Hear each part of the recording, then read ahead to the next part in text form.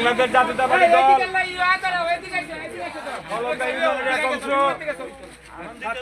আজকের এই নির্বাচনী প্রচারণা মিছিলের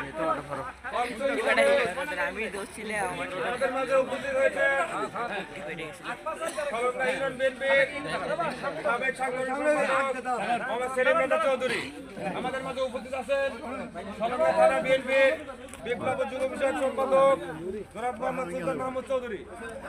আমাদের মাঝে উপস্থিত আছেন সদরঘাট থানা বিএনপির সাবেক দপ্তর সম্পাদক জনাব মোহাম্মদ জাকারিয়া হোসেন ফটিক চৌধুরী।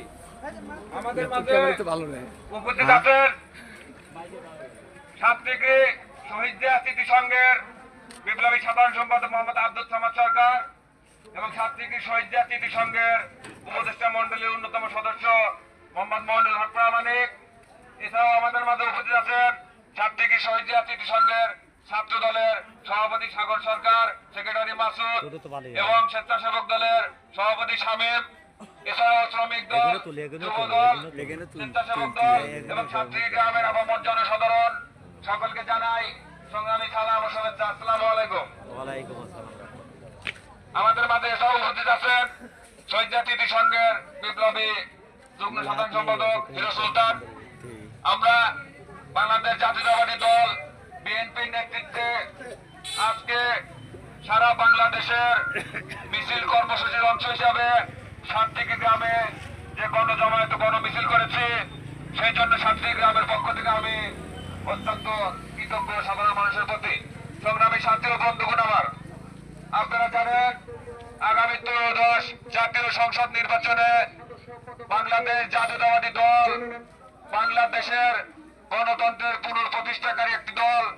যেই দল এই বাংলার মাটিতে যখনই দুঃখ দুর্দশা এবং স্বৈর শাসন মানুষের ঘাড় চেপে বসেছিল, ঠিক সেই মুহূর্তে এই বাংলাদেশ জাতীয়তাবাদী দল নেতৃত্ব দিয়ে বাংলাদেশকে একটি শূন্য জায়গা থেকে বারবার তার পুনঃপ্রতিষ্ঠা করেছে। আজকে তারই অংশ হিসাবে আপনারা জানেন 5ই আগস্ট বাংলাদেশের জনগণের গণ অভ্যুত্থানে এদেশ থেকে স্বৈর শাসন পতিত হয়ে এদেশ থেকে পালিয়ে যায়। কিন্তু সে বাংলাদেশের গণতন্ত্রকে ভুলুণ্ঠিত করে এই বাংলাদেশের মানুষকে একটি দিশেহারা জাতিতে পরিণত করে এদেশ থেকে পালিয়ে গিয়েছে। তারা ভোটের অধিকার কেড়ে নিয়ে এদেশ থেকে পালিয়ে গিয়েছে। কিন্তু বাংলাদেশ জাতীয়তাবাদী দল বারবার এই ভোটের অধিকারকে প্রতিষ্ঠা করার জন্য এই বাংলাদেশের সাধারণ মানুষকে নিয়ে বারবার তারা এগিয়ে যাওয়ার চেষ্টা করেছে। তারই অংশ হিসাবে ভোটের অধিকার